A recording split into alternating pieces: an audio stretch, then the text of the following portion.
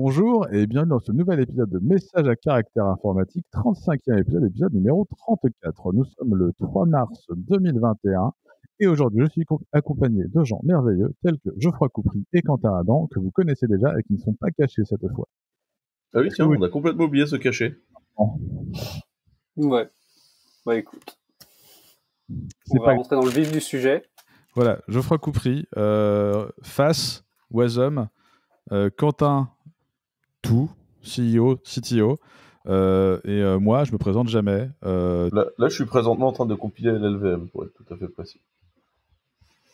De la chance, je ne qualifierais pas de... En fait, Quentin installe son Exerbo annuel, parce que nous rappelons que c'est l'année du desktop sous Linux. Annuel parce qu'il va passer l'année à le faire. C'est l'année du desktop Linux. Voilà. Bref, un massif un peu particulier, nous ne sommes que 3, vacances scolaires oblige et calendrier compliqué chez nous oblige. Ouais, et annulation surtout du massif spécial qu'on était censé faire en dernière minute, quoi. Voilà, et annulation du massif kernel que vous retrouverez peut-être dans 15 jours si tout va bien. Anyway, on commence par un lien assez rigolo, une espèce d'épiphanie dans le web en général. C'est un article de Bloomberg, pardon, je vais dire Ars Technica, non, c'est Bloomberg. The World Web pays for Google and Facebook to be free. En gros, les gens se rendent compte que Google et Facebook, avec leurs revenus publicitaires, globalement, c'est eux qui touchent toutes les thunes de tout, parce que tous les modèles sont basés sur le gratuit et la pub. Et du coup, petit à petit, on revient à la mode des paywalls, on revient à la mode. Apparemment, les gens ont plus l'habitude et sont plus OK à payer pour de la qualité, pour du contenu, et donc le payant revient, ou en tout cas est en train de remonter. Les gens se rendent compte du coup que c'est pas forcément aussi cool que la situation d'avant. Ils donnent comme exemple, avant j'avais mon abonnement câble, et j'avais accès à toutes les chaînes.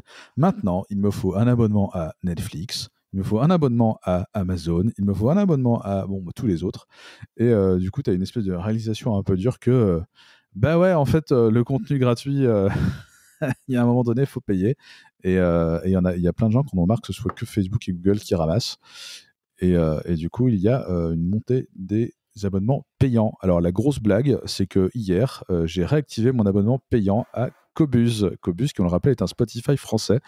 Du coup, je suis complètement dans la cible de cet article. Je suis fier de toi. Après, il y a beaucoup de gratuits subventionnés par la pub, mais en fait, il y a beaucoup de contenu qui est vraiment, vraiment pourri, faut le dire. Et moi, le truc que je trouve intéressant récemment, c'est les trucs comme Substack là qui sont en train de se développer. Le retour des newsletters est payante en plus, enfin, quelle innovation de dingue. Mais en fait, bah t'as des gens qui sont intéressants et t'as des gens qui sont là et disent bah je veux bien te filer $3 par mois pour que tu continues à m'envoyer des trucs intéressants. Et bah c'est bien. C'est plutôt bien en fait que les gens prennent ce genre d'habitude, quoi. Ouais, c'est la montée des Patreon et des choses comme ça aussi. Moi, j'ai 2 interrogations là-dessus. Est-ce que on va repartir comme au début du web où tout était payant par défaut parce qu'on ne savait pas faire autrement, et que petit à petit le piratage est monté avec une UX infiniment plus simple que la plupart des UX des trucs payants, et du coup les gens se disaient vas-y, c'est plus simple de pirater, je vais pirater. Avec Netflix, on est arrivé à en fait non, je vais arrêter de pirater parce que Netflix c'est tellement simple que du coup je vais faire du Netflix. Sauf que maintenant tu as un split Netflix machin bidule etc, et là qu'est-ce qui va se passer si tu as un agrégateur qui arrive et qui propose du gratuit facile et agrégé? Je sais pas, moi je pense que le silotage coûte pas si cher que ça. Beaucoup de gens se partagent des codes. Alors moi je prends un abonnement familial, tu vois, chez nous l'abonnement il est familial sur les Netflix, Apple, Disney et compagnie, et au final c'est pas très cher, t'as tout, t'as la musique, t'as tout dedans, en fait. Enfin, je pense que les gens vont accepter globalement les silos. Le vrai problème c'est qu'est-ce que tu fais de la création qui est hors silo, tu vois. Qu'est-ce que tu fais quand tu perds l'effet réseau? Ouais, et puis surtout, qu'est-ce que tu fais de l'exception culturelle française, tu vois, que tu n'auras pas sur Netflix, tu vois, et que tu n'auras pas sur Disney+, et machin. Je te rappelle que nous avons une plateforme souveraine en cours de création. Je crois qu'elle est en ligne, d'ailleurs. Ouais, elle est hébergée sur Amazon aussi. En fait, il serait bien que cette plateforme ship à un moment, parce que je suis même pas sûr que Pirate Bay indexe même les films de l'exception culturelle française. Ah Je si. crois qu'on les trouvera pas D'ailleurs, c'est ailleurs. la meilleure façon de te faire choper par la Dopi, c'est de regarder des films français, parce que c'est ceux qui ont une surveillance en France. Et du coup, genre, va télécharger les Tuches 3, là, t'es sûr de te faire gauler. Là, tu vois. Alors, nous sommes mauvaise langue. Je sais pas quand est-ce Oui. que c'est devenu dispo, mais Salto est dispo depuis un certain temps au tarif de 6,99 € par mois. Sans engagement Rapproche-toi de annuel ton de tout moment. micro. Ouais, arrête de t'éloigner de ton micro, rapproche-toi. Et donc, je disais que Salto est disponible à partir de 6,99 € par mois sans engagement annuel à tout moment. Donc, nous avons été mauvaise langue. Et c'est toujours hébergé chez Jeff Bezos, quoi. Probablement. Ah, la souveraineté. Mais, moi, ce qui m'intéresse sur le fait de payer pour le contenu, c'est est-ce que ça va changer les habitudes de consommation? Parce que, genre, je sais pas, peut-être comme beaucoup d'entre vous, j'ai sur mon téléphone, sur mon Chrome ou mon laptop, etc., j'ai 1 million d'onglets ouverts sur différentes pages que un jour j'irai lire. Par contre, les 2-3 trucs que je paie, ça, je dis, bah, faut quand même que j'aille les lire, quoi. T'as une valeur par rapport à, bah, je l'ai payé pour, il faudrait quand même que j'aille le lire, le truc, quoi. Par exemple, le compte entreprise, The Linux Kernel Newsletter, la LKVM. Le fameux syndrome de l'abonnement à la salle de gym. Ouais, ça dépend. En vrai, il y a beaucoup de gens qui payent leur abonnement à la salle de gym et qui y vont pas. Hein. Oui, Et il y a ils le beaucoup paient de gens pour dire qui qu'ils ont un achètent- abonnement. Il y a beaucoup de gens qui achètent du contenu mais qui ne lisent pas. Hein. C'est pareil. Bref, toujours est-il que le web redevient pire. Moi, je trouve que c'est bien. La multiplicité des modèles économiques est toujours une bonne chose C'est plus simple. dans un écosystème économique. C'est mieux. C'est mieux parce que là, tu avais quand même une concentration du pouvoir un peu compliquée. On passe au lien suivant. Google a flagué ses propres apps iOS comme out of date après 2 mois de négligence, c'est-à-dire de Quentin Adam. Google n'a pas updaté ses apps depuis longtemps. À cause Ouais, de en fait, ce qui se passe, c'est que privacy depuis requirements. iOS 14, vous savez, depuis iOS 14, t'es censé expliquer ce que tu vas faire des données des gens avec dans tes descriptions.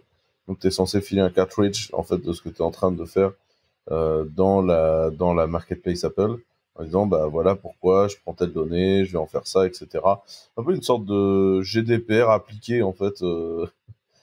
Et ça, du coup, Google, je pense qu'ils sont pas très très très confort dans la façon de résumer ce qu'ils vont faire de nos données sur les applications. Et là, donc pour l'instant, pas de mise à jour, pas d'obligation de mettre les cartridges de privacy, parce qu'un peu comme ça que je l'interprète. Et en fait, du coup, c'est assez drôle parce que bah, pour l'instant, Google ne met plus à jour ses applications iOS, donc il y a bien un moment où ils vont être obligés de bouger. Mais pour l'instant, en fait, elles sont tellement pas mises à jour qu'elles ont fini par être flaguées par Google lui-même quand il essaye de te connecter comme obsolètes. Et donc, c'était drôle. Voilà. Mais du coup, Apple avec iOS 14 et la privacy, j'ai l'impression qu'ils commencent à bien faire chier leurs petits amis de la vallée. Parce qu'il y a eu Notamment, également une petite news de Zuckerberg qui voulait très clairement, enfin le verbatim, et qu'il veut inflict pain, c'est-à-dire faire du mal à Apple à cause de son privacy change. Ça avait l'air d'être assez... enfin, les mots de Zuckerberg avaient l'air d'être relativement pénibles et a priori, l'animosité est assez forte vis-à-vis de Tim Cook. Et donc voilà. Donc c'est sûr que quand tu t'appelles Facebook aujourd'hui, la vision des Apple Cartridge, ça t'arrange pas beaucoup. Donc voilà. c'est-à-dire qu'on parle d'une perte de revenus sèche là quand même. Mais en fait, c'est surtout que Cook a fait des commentaires assez forts dans une des derniers trucs où il a causé. Il a dit que les théories de conspiratistes avaient été émulsionnées, en fait, en quelque sorte, par des algorithmes. Et en fait, la façon d'en parler, c'était clairement Facebook qui était visé, avec, comme on a parlé plusieurs fois déjà, le cercle de discussion dans lequel t'enfermes Facebook. Et du coup, ça tape aussi beaucoup sur YouTube, hein, parce que le glissement de je regarde une petite vidéo pour les enfants et puis pouf, t'es dans les tests conspirationnistes au bout de 3 vidéos. Tu C'est confirmes? chelou. Hein. T'as essayé avec tes mômes? Non, avec mes mômes, je gère la playlist très très précisément, hein, genre une par une, pas d'autoplay, voilà. Puis tu sais, t'as toujours la famille qui pose problème. Hein. Tiens, regarde, j'ai trouvé un lien qui t'explique bien que les vaccins c'est de la merde. Mais c'est sur TV Liberté. Évidemment, c'est les fachos. Voilà. Mais oui, oui. Et après, t'as ça dans ton historique. On passe le bonjour à tous nos auditeurs qui regardent TV Liberté. On passe notre bonjour à tous les auditeurs qui regardent TV Liberté. Du coup, allez voir, hein, le directeur de la publication est également vice-président du groupe identitaire, qui a été dissous aujourd'hui en Conseil des ministres. Mais du coup, ouais, c'est les fachos, quoi. Voilà. Là, c'est le moment où j'essaierai de faire une transition, mais ça va être pénible, donc je vais pas faire une transition de facho en parlant de Google, ce serait mal. Ouais. On va parler d'un article de ZDNet, un brin alarmiste que l'on pourrait qualifier légèrement diffamatoire. Parce que le titre de l'article, c'est Google va payer 2 développeurs pour colmater les failles dans le noyau Linux. Et le sous-titre, c'est les développeurs open source ne sont pas prêts à faire des efforts pour sécuriser leur code. Il faut donc employer des spécialistes. Est-ce que c'est pas un peu du gros foutage de gueule? Et on en profite en plus pour bien s'asseoir sur tous les efforts des gens qui font de l'open source sur leur temps libre. Hein. Ouais, j'avoue que cet article, moi, j'ai trouvé assez magique dans son titrage. Pour être honnête, j'ai même envoyé des DM au mec qui l'écrit, qui ne m'a pas répondu, sauf ça. L'article est enfin, l'article flaire gentiment, tu sais, l'époque où l'open source était regardé comme un truc bizarre au lieu d'être le truc dominant, tu vois. Genre, les développeurs open source, pourquoi sont-ils? Qui sont leurs réseaux? Qui sont ces hobbyistes de garage? Donc ouais, non, enfin, donc Google a mis apparemment à embaucher des mecs pour bosser sur la sécu. Je rappelle que chez Google, ils sont 100 000. Je suis ravi que Google paye 2 développeurs à bosser sur la sécu du kernel. Je rappelle que chaque release du kernel prend les contributions d'à peu près 1500 personnes. Hein. Donc, merci les gars. En plus, ce que l'article dit pas, c'est l'article présente que le truc comme, ça y est, il va enfin y avoir quelqu'un qui bosse sur la sécu du kernel. En fait, genre, non, il y a déjà plein de gens qui bossent dessus. Là, c'est juste 2 personnes qui vont bosser sur des projets particuliers. Il y a plusieurs groupes sécu dans le kernel, même, on peut le dire. Il y a les gens qui gèrent Crypt dans le kernel, qui est toute la crypto. Il y a des gens qui tiennent une version pas à jour de Linux, mais hardenée. Et après, il y a plusieurs boîtes qui font du hardening Linux, où ils vont découper dans le kernel Linux les trucs qui leur semblent pas fiers pour faire des versions Linux hyper carrées. Enfin, genre, en fait, des gens qui bossent dans la sécu sur Linux, il y en a what 1000. Et après, effectivement, Linus Torvald a des fois dit, en vrai, les mecs de la sécu nous les cassent. Mais en fait, genre, il dit juste, c'est pas moi qui gère le dossier en premier, moi je suis feature oriented. Il y a des gens qui gèrent la sécu, mais en vrai, il y a des gens qui gèrent la sécu. Attends, il s'est quand même assez souvent largement opposé à des patchs de sécu, des choses comme ça. Il a été activement toxique pour la sécurité, entre autres. Mais bon, on peut quand même pas dire qu'il y a personne qui bosse sur la sécu. Là, ce qui se passe surtout, c'est qu'il y a 2 gens qui vont bosser sur des projets spécifiques. Il y en a un, il va bosser sur le support de compilation du kernel par Clang. Et donc, une fois que ça compile avec Clang, tu as LLVM qui apporte un paquet de features hyper intéressantes pour vérifier le code. Et t'en as un autre, en fait, qui se fait genre... Alors, Clang, pour ceux qui ne savent pas, donc, ceux qui savent pas, Clang, c'est le compilo C de LLVM. C'est-à-dire qu'au lieu de compiler le kernel avec GCC, on le compilerait avec LLVM. Alors tout ça, c'est dispo dans l'article qu'on a mis après, qui est l'article, qui est une press release de la Linux Foundation. Alors on ne sait pas si ZDNet a basé son article là-dessus. Manifestement, ils ont oublié toute la partie technique pour faire. En fait, c'est probablement ils ont mis le lien vers l'article. C'est juste qu'ils ont peut-être pas lu complètement l'article. Je sais pas. Il faudrait demander aux journalistes. Nous avons contacté le journaliste et il n'a pas désiré commenter. Voilà, clickbait, pas cool.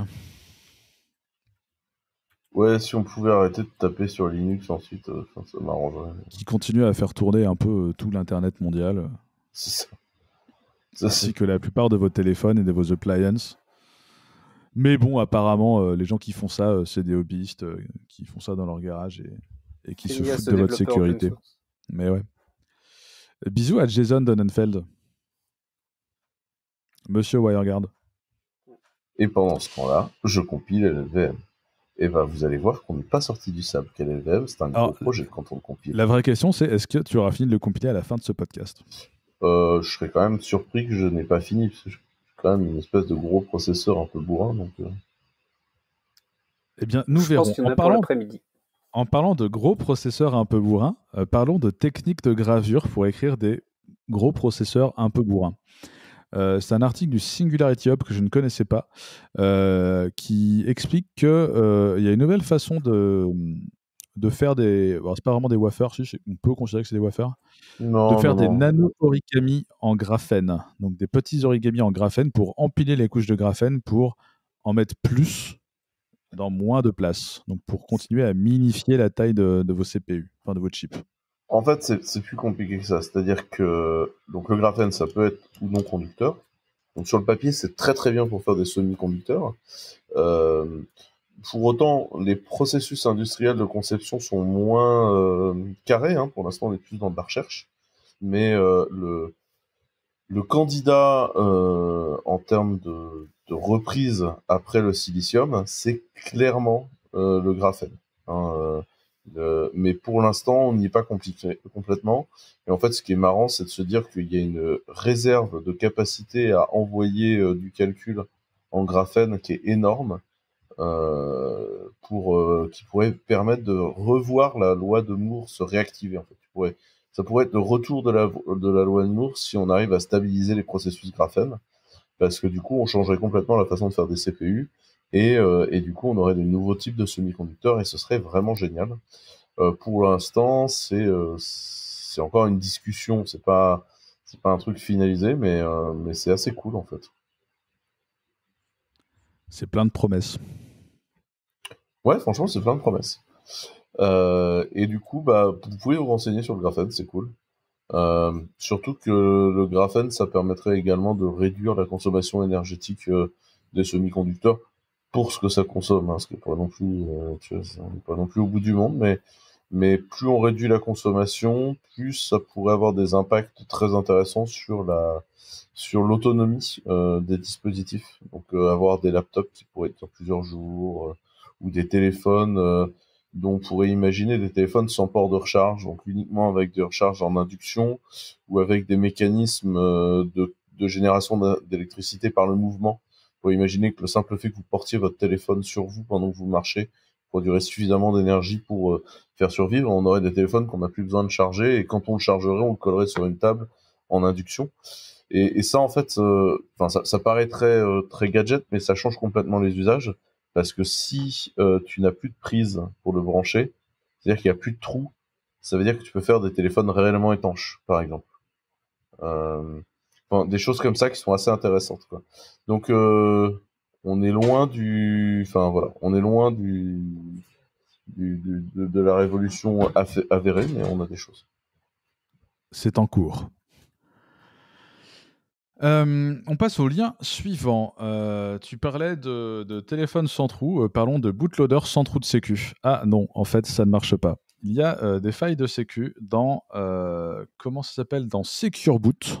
Secure Boot, qui est un truc que vous pouvez activer dans votre BIOS et que normalement, quand vous installez du Linux sur votre laptop, vous désactivez assez vite. Mais je ne peux pas vous en parler. Je vais donc demander à Quentin Adam de vous expliquer ce qu'est Secure Boot et de pourquoi c'est chiant. Ouais, c'est pas exactement ça. C'est dans l'implémentation de Grub de Secure Boot, il y a des failles de sécu.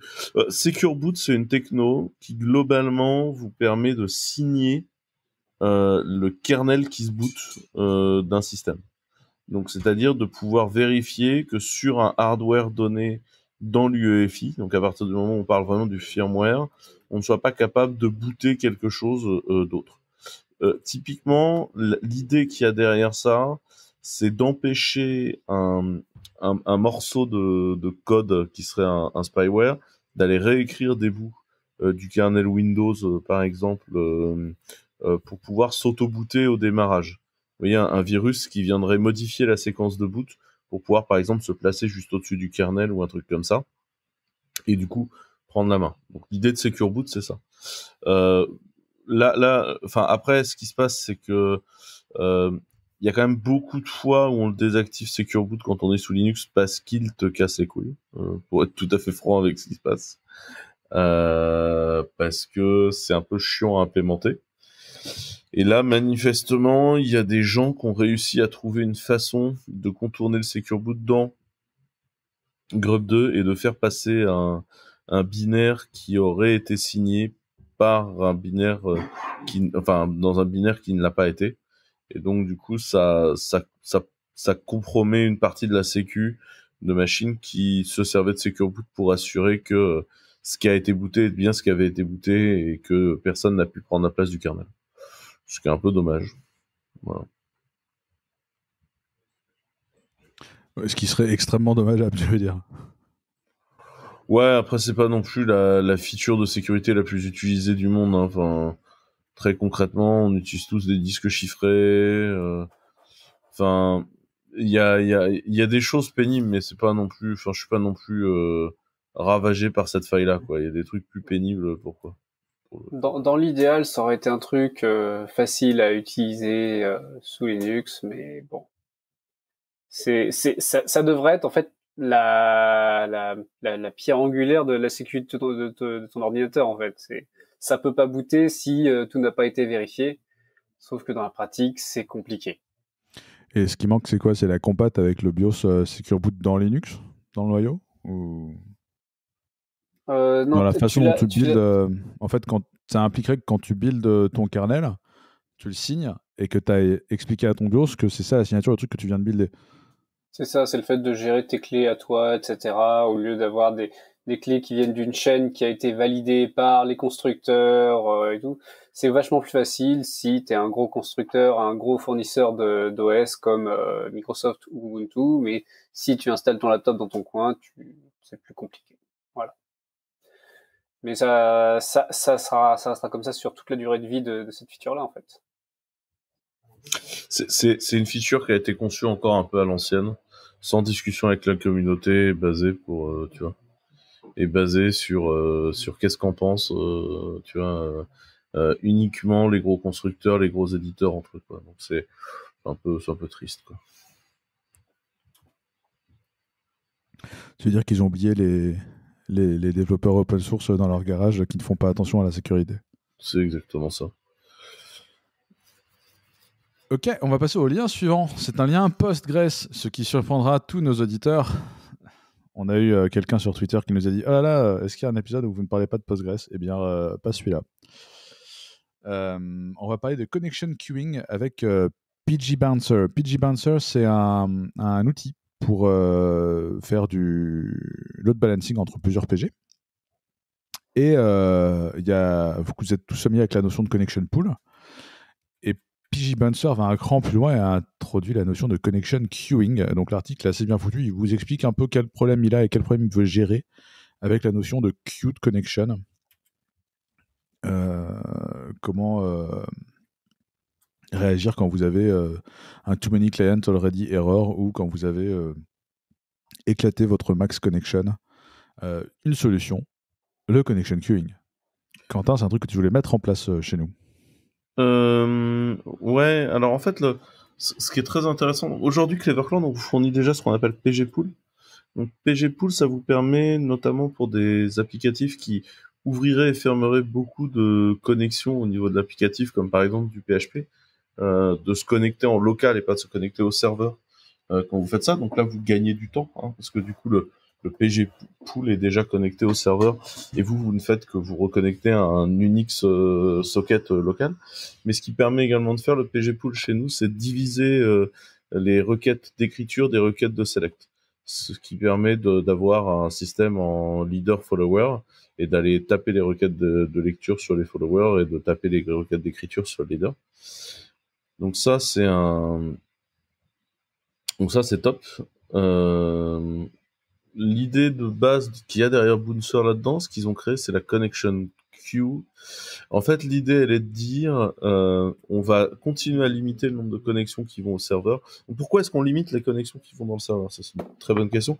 C'est, en fait, votre serveur de BDD, au fur et à mesure où il ajoute des connexions, il est obligé de leur réserver des ressources. Donc, que ce soit en temps CPU ou en RAM, il va réserver des ressources. Et donc, si vous faites exploser le nombre de connexions, vous allez faire exploser le serveur. C'est pour ça qu'on a tendance à protéger les serveurs contre un nombre trop important de connexions. En fait, ça bouffe des ressources. Il n'y a pas un truc aussi où à chaque nouvelle connexion, en fait, ça fork un process qui va gérer en fait les requêtes pour cette connexion. Il me semble qu'il y avait un truc comme ça avec PG. C'est plus des threads. C'est pas. Oui, enfin, un thread ou un process, c'est le même combat. Hein. Oui, c'est ça. D'interruptions pour switcher et donc plus d'emmerde. Mais c'est des threads, ouais. Et si tu veux, globalement, ça va prendre des ressources. Donc c'est pour ça que quand tu passes ton temps à ouvrir et fermer des connexions, c'est aussi bien de les coller derrière un proxy. Et comme ça, tu rends le workload de ta database plus stable et plus propre. Là, l'intérêt, c'est que si tu veux faire de la connexion persistante, donc du coup sur ta base, et que tu en as plein qui arrivent, il permet de faire du queuing en fait en avance de phase, et c'est ce qui fait que le proxy va prendre beaucoup de requêtes, et au lieu de juste reforwarder les requêtes, va pouvoir garder le concept de connexion, notamment si tu veux faire des listen ou ce genre de choses dans PG. Ça va fonctionner dans un bouncer facilement. Et du coup, c'est plutôt assez intéressant comme modèle. C'est un modèle que j'ai trouvé intéressant pour certains use cases, qui est fourni dans Bouncer et pas dans Pool. Mes excuses. Qui est fourni dans Bouncer et pas dans Pool et qui permet d'avancer. Mais ça, je trouvais que c'était intéressant de réexpliquer pourquoi les connexions étaient limitées. C'est parce que, en fait, si vous voulez foutre par terre un serveur de base de données, la meilleure option, c'est de ne pas mettre de limite de connexion et de laisser les gens faire n'importe quoi avec. C'est des questions qu'on a au support souvent. Pourquoi on est limité à tant de connexions maximum par rapport à tel plan, telle taille de plan? Et en fait, c'est pas arbitraire. C'est vraiment par rapport à la quantité de ressources dispo sur votre machine. C'est ça.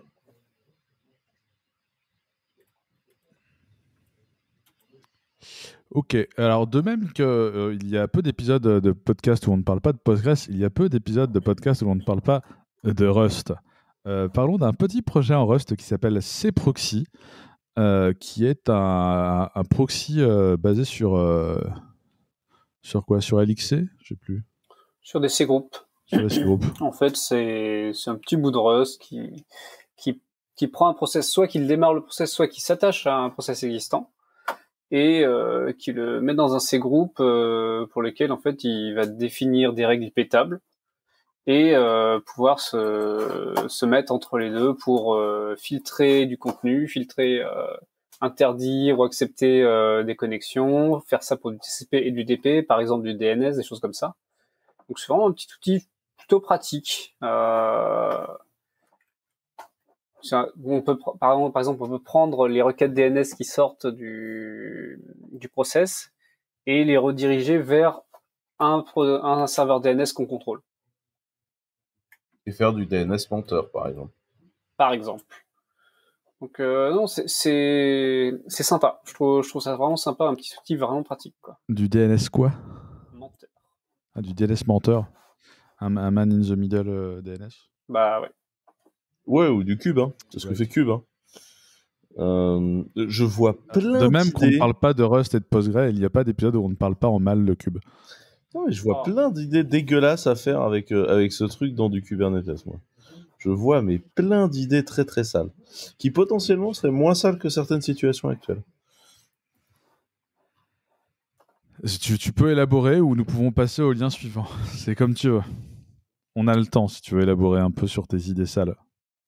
Bah en fait, il y a trucs à faire avec Cube, je veux dire. En fait, Cube, parce qu'il essaye de générer des IP, est obligé de faire plein d'indirections au niveau du réseau, qui en fait coûtent très très très très cher en temps. Et il faudrait faire des tests, mais ça potentiellement, ça permettrait d'implémenter de façon moins lente des concepts de sidecar proxy, plutôt que la façon dont c'est shippé aujourd'hui. Alors, il y a des solutions en fait qui existent déjà, qui sont assez standards pour ça, comme Cilium. Cilium, c'est un service mesh ou je sais plus trop quoi, mais de routage en gros basé sur de l'eBPF. Et en très très gros, le truc va reconnaître, tiens, mais tes conteneurs là qui essaient de se causer, ils sont sur la même machine. Et ben au lieu d'avoir vraiment toute le passage par stack réseau, etc., le truc va juste reconnaître, bah là il y a machin, il veut causer à machin, pouf pouf. Avec la réécriture de tiens, mais en fait il doit apparaître comme venant de tel IP au lieu de son IP qu'il connaît lui, etc. Genre tout le NAT, tous ces trucs-là sera géré directement par Cilium en eBPF, donc rapidement dans le kernel. Honnêtement, c'est assez marrant comme techno à voir. Ouais, mais j'ai pas encore vu des gens réussir à s'en servir. Moi. Cilium, ah si, quand même, il y a des gens qui s'en servent. C'est impactant, hein, on va être très clair, c'est impactant sur la manière de gérer ton cluster, mais non, je trouve que c'est une techno qui est hyper drôle, quoi. Je suis en train de regarder sur le site comment ils en parlent, mais il n'y a pas de typologie de produit, donc ça doit être une plateforme, n'est-ce pas? Puisque ils disent eBPF Based Networking Observability and Security. Donc, non, mais c'est parce que maintenant ils font plein d'autres trucs. C'est-à-dire qu'ils ont essayé de faire du produit massif, donc ils ont ajouté plein de bordel avec une offre enterprise et compagnie, mais à la base c'était juste un truc assez mimi à la base. Mais oui, c'est devenu compliqué. Bon, enfin, puis déjà à la base les trucs étaient pas simples. Hein. Enfin, les trucs du CNCF Space, tu as envie de mourir. Faut noter, Cilium, c'est quand même, t'as Thomas Graf notamment, enfin, t'as des gens qui sont committeurs kernel sur la partie eBPF, enfin, c'est des gens qui connaissent cette partie-là bien. Donc, ouais.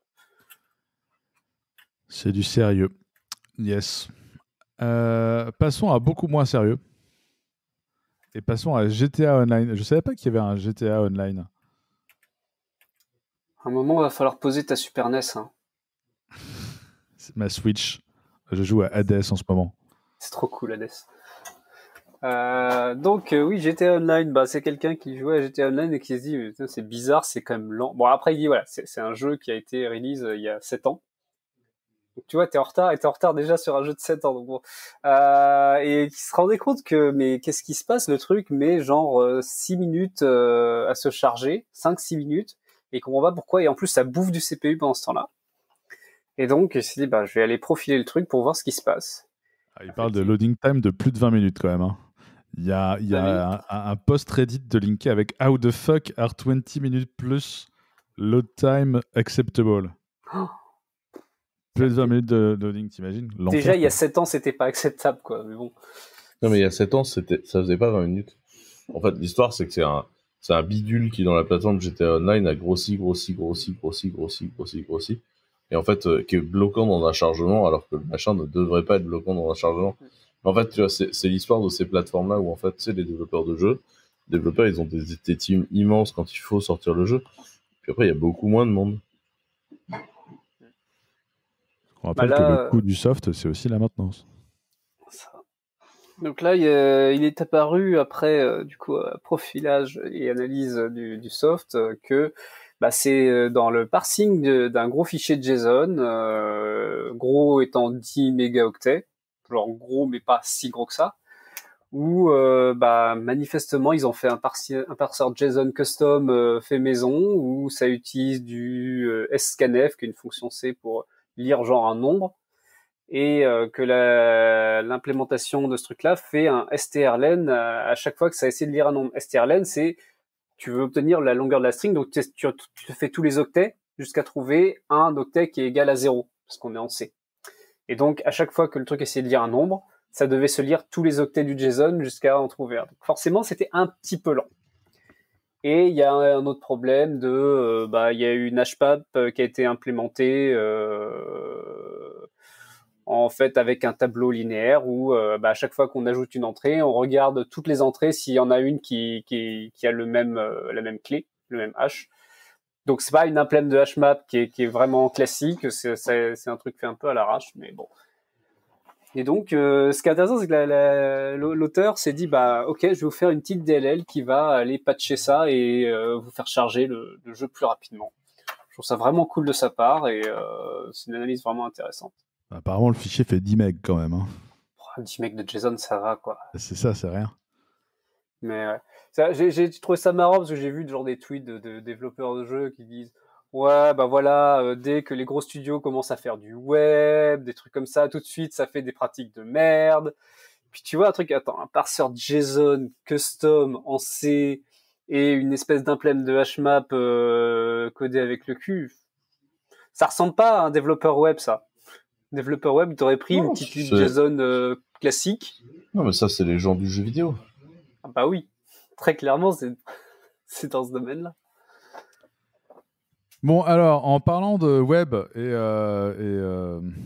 de typologie de développeurs, parlons de Deno. Il y a une nouvelle release de Deno 1.8. On en profite parce qu'Hubert est pas là et du coup, Ouais, si tu dis encore 7 fois Deno devant la porte des chiottes, il va sortir et te gueuler dessus. Hein. Bah, c'est pour ça, ouais. On va éviter. On va laisser Hubert sa sanité. Ils mettent 5 points principaux. Et moi, il y en a un qui m'a. Donc, c'est la 1.8.0.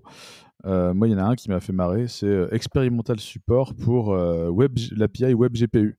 Donc, une vraie volonté de. Ils disent de out of the box GPU accelerated machine learning dans Deno. Ok. Je ne sais pas quoi penser de ça. Je trouve ça amusant qu'ils targetent aussi clairement un use case de machine learning. Je trouve ça chouette. Alors, autant il y a vraiment plein de gens qui font du JS et autres qui ont envie de faire du machine learning, autant dire ça y est, on arrive avec le langage qui va détrôner Python des data researchers et des développeurs de machine learning. Détrôner Python, ça n'est jamais arrivé. Bonne chance, les gars. Genre, il y a un marché. C'est ça. Si tu y arrives, c'est cool, mais j'y crois pas là. Mais WebGPU dans Deno, si, ça va être marrant. Il y aura des usages quand même. On va voir les Electron-like qui viennent avec des jeux qui causent directement à ton. Moi, je vois plus ça arriver. Ouais, plus là, de ça use va être case marrant. rigolo que de embed learning. Et plus d'accès au GPU, de manière générale, on peut faire vraiment des choses intéressantes. Et il y a une autre feature que je trouve cool, c'est le support des modules privés. Parce qu'avant, tu ne pouvais pas aller fetcher des modules privés. Tu étais obligé de prendre des trucs publics. Donc maintenant, tu peux aller chercher des modules Deno qui sont sur un serveur avec des tokens pour t'authentifier. Ce qui n'était manifestement pas le cas avant. Il y a d'autres choses qui sont un peu plus classiques, qui sont des améliorations de ce qui existe déjà. Meilleur. Ils ont bossé sur l'API d'internationalisation, ils ont bossé sur la notion d'import maps. Je ne sais pas ce que c'est cool ça. C'est plus de contrôle sur comment on importe du code en JS, d'où on l'importe, etc. Enfin, il y a pas mal de hype autour de ça en ce moment. C'est intéressant. Ouais. Oui, parce que depuis hier, tu fais officiellement du web. On a vu sur Twitter. Ça m'arrive. Bon, j'ai mis un gros coup de Wasm dedans, hein, parce que faut bien. Hein. Mais j'ai attendu du web component et tout. Enfin, l'influence de Uber sur cette entreprise est incroyable. On déconne, mais ils sont vachement bien, les web composants d'Uber, ça veut dire. C'est hyper intéressant de jouer avec. Je trouve ça très élégant comme manière de coder du front. Vous vous rendez compte que petit à petit, il va vous imposer un design system, tu vois, en scred comme ça, tranquillement, et vous allez plus pouvoir vous en passer. Je crois qu'il le fait pas discrètement. Hein. C'est un peu la commande que je lui ai faite aussi. Mais en vrai c'est vachement bien. Surtout que moi, je vais faire une confession. Je n'étais pas très motivé par les web composants à la base. Et c'est Hubert qui m'a convaincu. Et en vrai, c'est vachement bien. Les web composants, c'est la technologie qui a été overhypée à son démarrage, alors qu'elle délivrait pas en fait. Et du coup, tout le monde pense que c'est de la merde maintenant, alors que ça a bien évolué. Voilà. Bah là, ça délivre, mais effectivement, c'est moins la hype. Hein. Mais non, bah là, mon projet, c'était faire des composants d'éditeurs de code pour le datalog dans Biscuit. Un composant complètement exécutable en 2-3 balises à ton code. T'as l'affichage de tes erreurs, de parsing, de tout ce que tu veux, et vraiment tout ça, enfin en une balise. c'est vraiment cool à utiliser, quoi.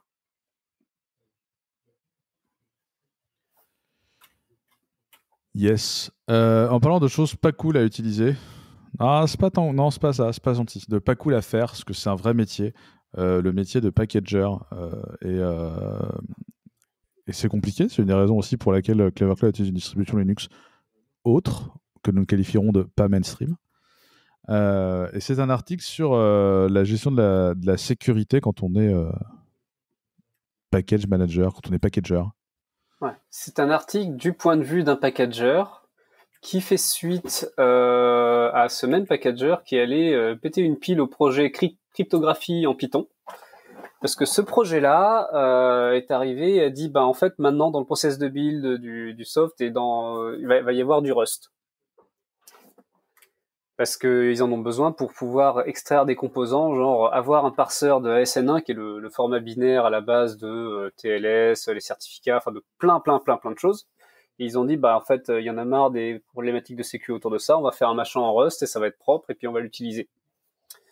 Et donc, il est venu mettre une issue sur le projet pour dire, ah ouais, mais alors en fait, on a un problème, nous, pour le packaging, parce que Rust ne compile pas sur des CPU Alpha, HPPA, IA64, M68K, si vous avez une Mega Drive encore dans le coin, et S390. Voilà. Et du coup, s'en est suivi une discussion qui est un classique du genre de les packagers et leurs contraintes, et les contraintes des distribs, et les développeurs du projet et leurs contraintes à eux. Les développeurs du projet, leur concept, c'était, oui, mais enfin, nous, on va améliorer la sécurité pour la plupart de nos utilisateurs. Vos plateformes, là, nous, on bosse pas dessus.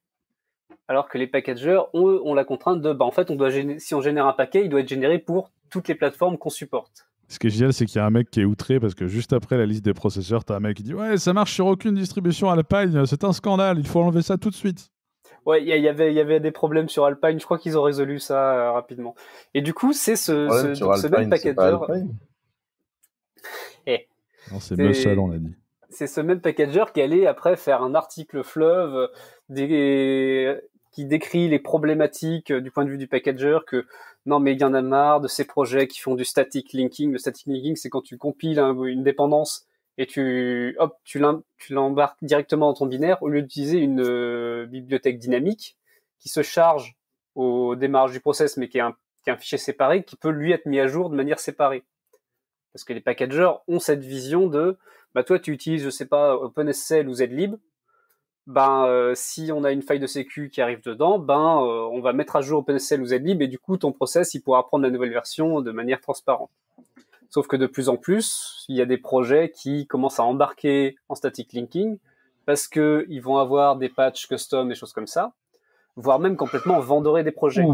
Ou parce que tout simplement ils en ont marre que les packagers susmentionnés qui viennent te casser les couilles avec la sécu soient sur une version débianesque de la lib qui remonte à l'époque où Jacques Chirac était encore président de la République, tu vois. Y a vouloir de ça, faire nourrir le troll, tu vois.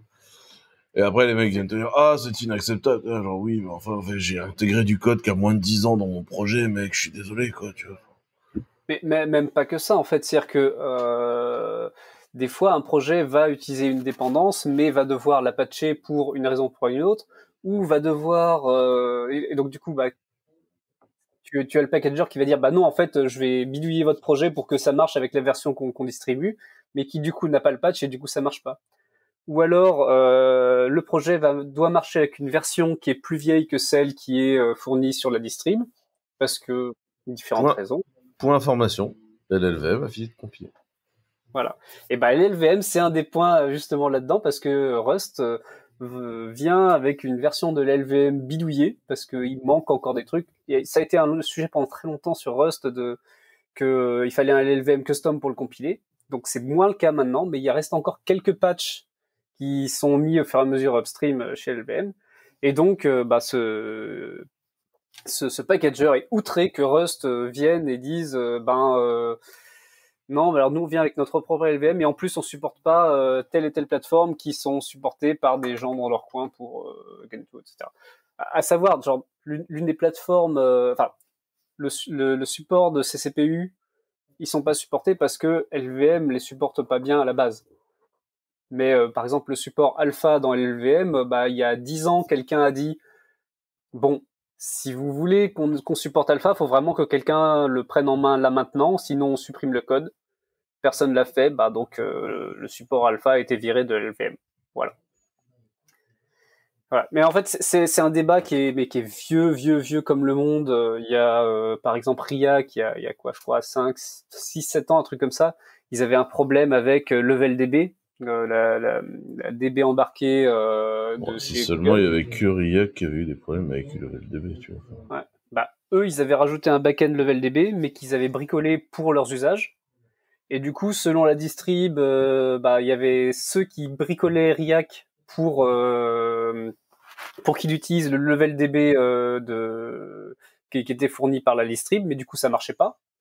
Ou alors il y en a même d'autres qui ont pris le level DB de RIAC bidouillé et ont mis ça comme paquet officiel, et du coup pour tous les autres usages c'était le bordel. Enfin, je pense que c'est un gros problème aussi de la flexibilité des outils de packaging.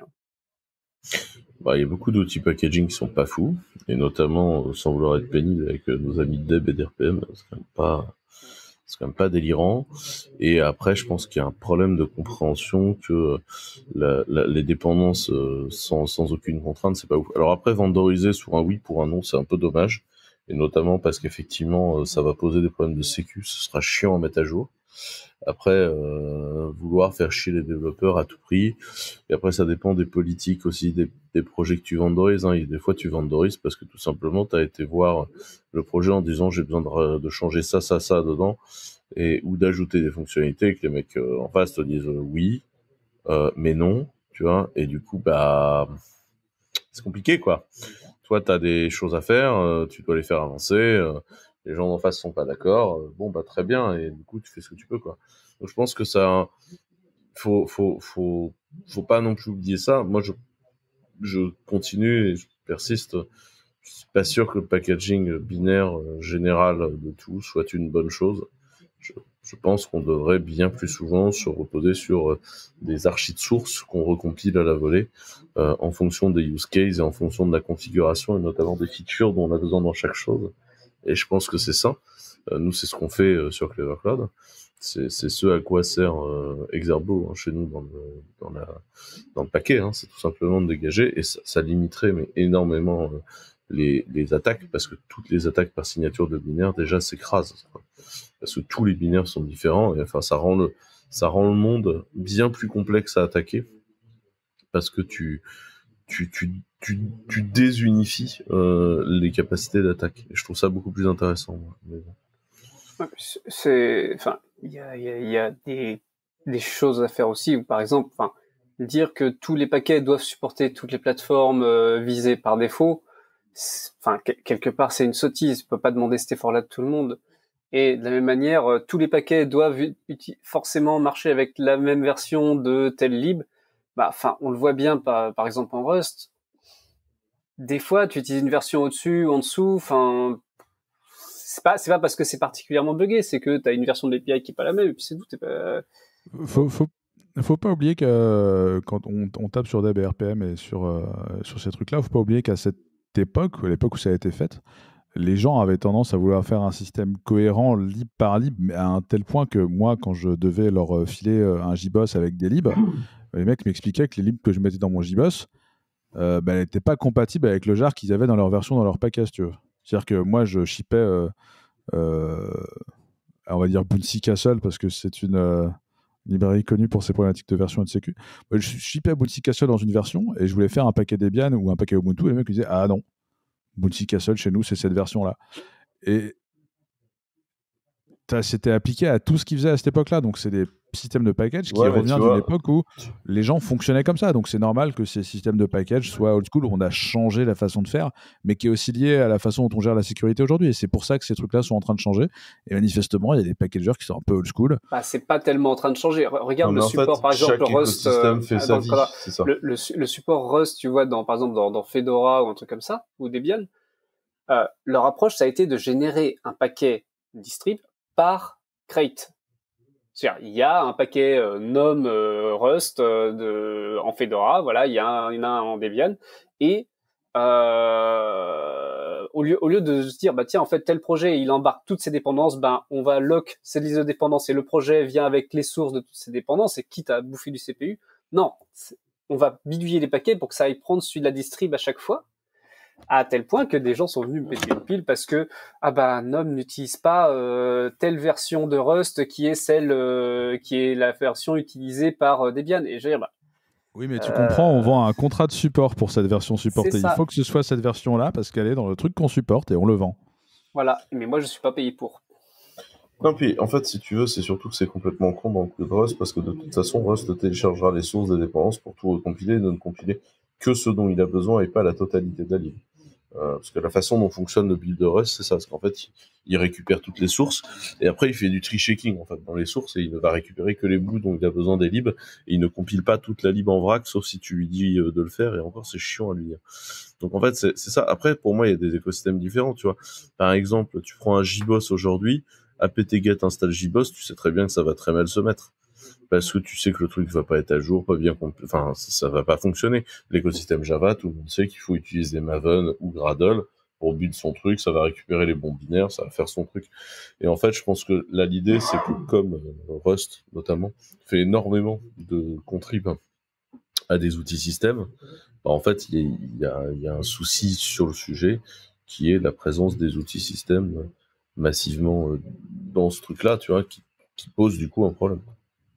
Il y avait le problème avec, enfin, tout d'autres langages, genre Ruby, Python, JS, ont eu ce problème-là, mais c'est potentiellement là depuis qu'il y a Rust que ça revient énormément sur le devant de la scène parce qu'effectivement les gens ont envie de ship des outils Rust dans les distribs parce que tu as des outils ligne de commande, des outils système, des serveurs, des choses comme ça.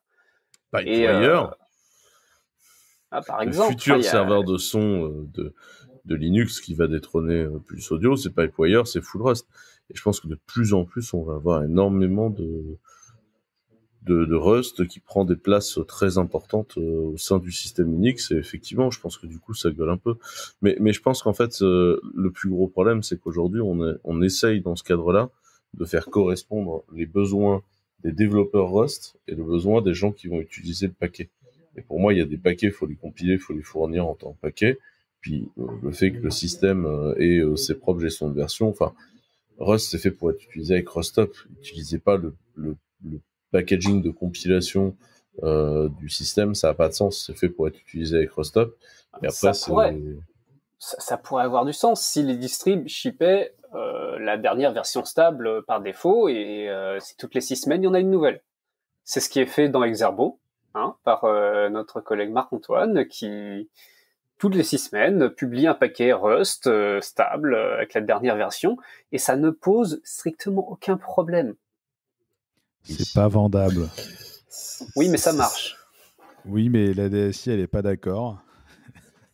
Aujourd'hui, personne n'a de contrat de support sur les paquets de Marc-Antoine Perrenou sur Rust. Le RSSI n'est pas d'accord.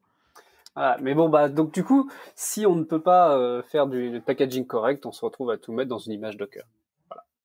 Voilà, je pense que ça va être ça la solution. Je propose de passer au lien suivant parce que Geoffroy a un c'est con, on allait pouvoir parler de Flatpak après, on était bien. Je pense qu'on attendra Marco pour parler de ça la prochaine fois. On passe sur un lien rigolo qui parle de ping et de serveur NTP. Moi, c'est surtout la partie test de serveur NTP qui m'a fait marrer. Est-ce que tu veux nous en parler, Geoffroy ? Ouais, donc c'est quelqu'un qui s'est dit qu'il voulait mesurer la latence pour causer un serveur et qui se dit on va faire des pings.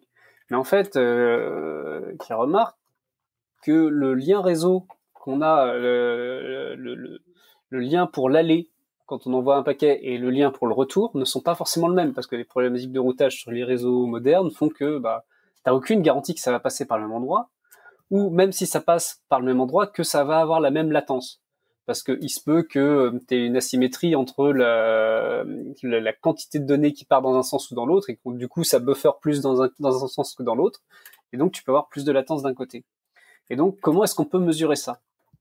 Et il vient l'idée d'utiliser une feature de timestamp qui vient avec les paquets ICMP pour les pings et autres, qui disent, le paquet contient la date à laquelle, le timestamp auquel le paquet a été envoyé, le timestamp auquel je l'ai reçu, et le timestamp auquel j'ai envoyé la réponse. Sauf que, comment est-ce que tu sais que les serveurs sont à la même à la même heure?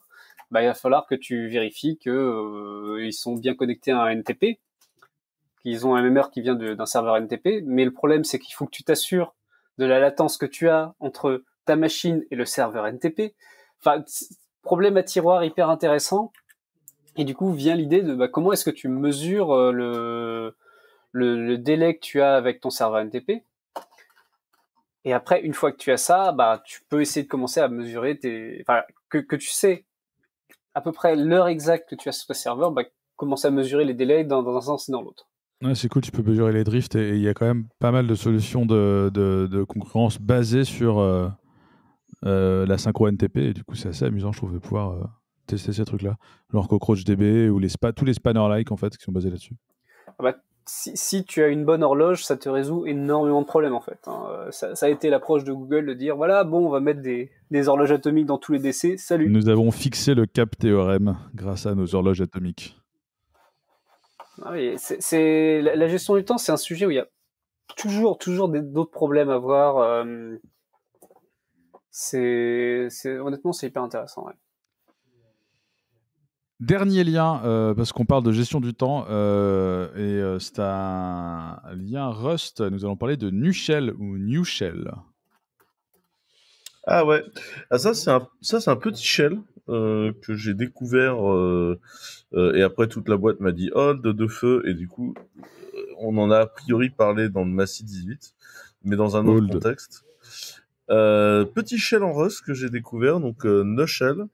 L'idée de gens qui essayent de reconstruire un shell au-delà du pattern SH, bash et compagnie. Et j'ai trouvé ça assez sympa. Donc vous pouvez pas encore, je pense, s'en servir comme shell généraliste tous les jours, mais c'est un shell qui contient l'idée de data table en fait. Et du coup, quand vous faites par exemple un PS, il va le mettre dans une table. Donc déjà, après, c'est très propre. Mais surtout, derrière, vous pouvez passer la commande PS en faisant un select, donc dire les colonnes qui vous intéressent, pipe where, et donc dire par exemple tous les process qui consomment plus de 2 de load. Et en fait, c'est assez cool parce que derrière, vous pouvez même en faire du JSON, etc. Et en fait, j'ai trouvé que c'était très pratique pour lister facilement des bouts de table. Les LS aussi sont dans des... Enfin, tout ce qui est un peu liste et bricolé avec des listes sont en fait générés sous forme de data table et sont requêtables pas en SQL, mais dans des modèles de sélection qui s'en rapprochent. Et je pense que ça peut résoudre des fois des problèmes pénibles que vous pouvez avoir, et j'ai trouvé ça marrant. Curieux de voir un exemple avec GQ ou des choses comme ça, mais on en avait parlé effectivement parce qu'il y a un shell Couchbase basé là-dessus. Donc Couchbase, c'est une base de données NoSQL où vous stockez du JSON dedans, et du coup maintenant ils ont un shell basé sur Nushell. Et ouais, c'était l'autre truc que je pensais avec ça, c'est que je pense qu'il y a moyen de créer des shells pour vos outils basés sur Nushell qui sont très très cool. C'est un assez gros projet, hein, c'est un projet actif. Il y a près de 200 contributeurs. Bon, on sait que quand GitHub te dit qu'il y a 200 contributeurs, potentiellement, ça veut dire qu'il y en a quelques-uns.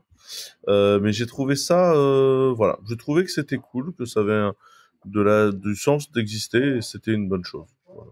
Il y a un onglet Packaging Status où tu vois que Exerbo est en 0.25.1, soit 2 versions majeures de retard. C'est triste. Ouais, alors pour ceux qui vont faire la remarque, mise à jour.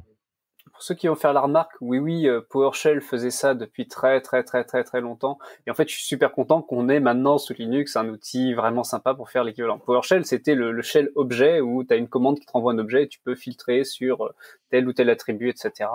Et en fait, on peut faire des trucs vraiment hyper intéressants avec, et c'est cool de voir Nushell. Ouais. Et voilà, c'est la fin de notre podcast. Je vais lancer le dé, puisque pour une fois, il y a 3 Clever Claudiens. Je suis de 1 à 7. Et t'inquiète, je te fournis la mienne, like, si jamais je suis pris. De 8 à 14, et Quentin de 14 à 20, t'as une chance de moins d'être pris. Parce que tu l'as pas encore mis. Nous, on l'a pioché dans le backlog. J'ai fait 8. Je sais plus ce que j'ai dit. C'était génial, ouais. C'est Geoffroy. Ouais. Ah, en plus, ça faisait longtemps que j'essayais de la placer, celle-là. Mais ouais, bring back the funk. C'est ça. Donc c'est Prototype Raptor que je suis depuis très longtemps là, qui fait en fait de l'électro qui a un peu de peps, qui est plutôt joyeuse. Et là celle-là, vraiment un côté côté funk, côté énergique que j'adore. Ça met bien de bonne humeur pour commencer sa journée. Et voilà, vous savez quoi faire après avoir écouté ce podcast. On vous remercie de nous avoir écoutés. Merci infiniment Geoffroy et Quentin d'avoir participé. Merci à toutes et à tous. On vous dit à la semaine prochaine. Au revoir. Au revoir.